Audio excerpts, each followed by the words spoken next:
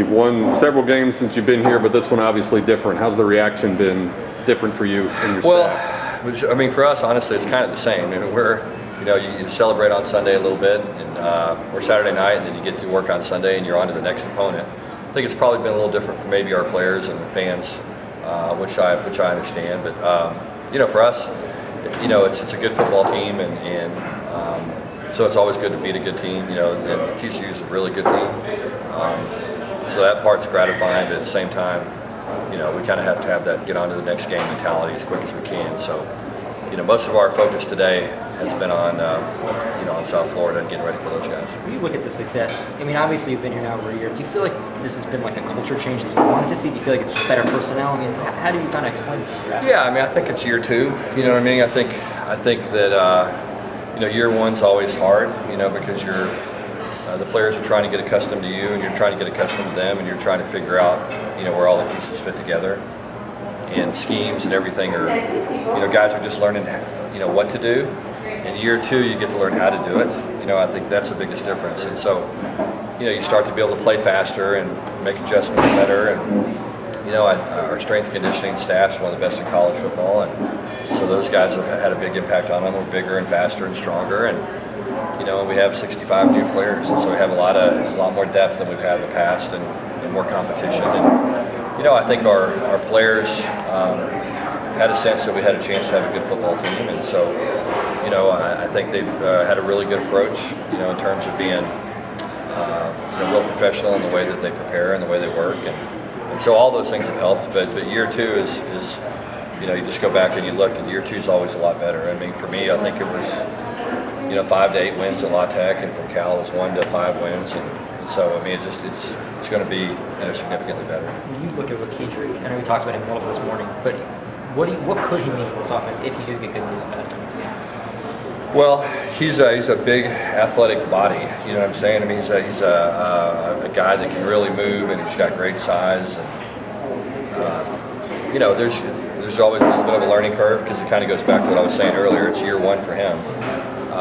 So there'll be a little bit of a transition, but he would certainly give us some size and athletic ability and some length and some size and and strength. And so in a position that we are playing a lot of guys. We have good tight ends.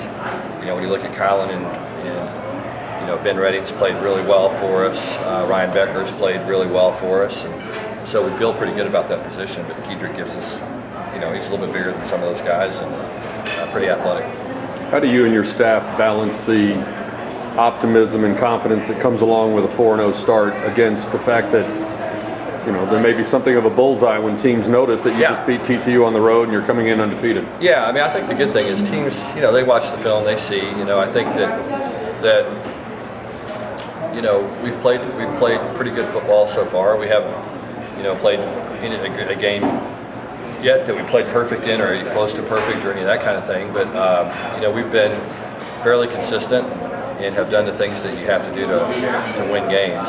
And we talked about the importance of explosive plays and turnovers and that type of thing. And we've won those battles, and that's allowed us to win some football games. And the big thing on Saturday was to not give up big plays on special teams, and we gave up about a 20-yard punt return. And beyond that, it wasn't always real pretty, but we kind of got it. We got the job done on teams well enough to allow us to win the game. And so, there's so many different moving parts and so many different factors that come into play. I think that, like I said, when people watch us, they're going to see that we have a pretty good team at times. That we can execute on offense and defense, and that we're improving on special teams. But there's a lot of good football teams out there. A lot of good teams in our league. South Florida's one of those teams that started to come into their own. Did start off the best, and then have gotten better and got significantly better from week 2 to week 3, and have an open date before us. And so when you play on the road and you face a team that had an open date, those are hard games to win. And this South Florida team's got a lot of talent, a lot of speed, and a lot of guys that can make plays. What do you think of the turnover bottle service thing, you guys? It's something that players like to do. It's fun for those guys. I mean, the thing about it is, look, we grind on it pretty good, and there are things that we want to do to let them have some fun. And that's one of the things that they kind of came up with, and they wanted to do it, and we're okay with it. Not necessarily an idea that I would have had myself, but you know, the game's about the players, and our guys are having fun and celebrating, you know, turnovers, and they're really important to us. So, you know, I'm okay with it. What injury updates can you offer? You know, not much really. You know, Judah Bell is banged up, probably won't practice on the front half of the week. We'll probably play Saturday. You know, Harrison's having surgery tonight or today. We'll be out for the year. You know, and then we'll know a little bit more. Richard Moore probably later in the week. What's your relationship like with Charlie Strong? You know, I like Charlie a lot. I respect him. Think he's a good football coach. You know, obviously, you know, did an unbelievable job at Louisville. You know, kind of taking that program to heights they've never really been at before or since. You know, did an incredible job there. Really good defensive football coach.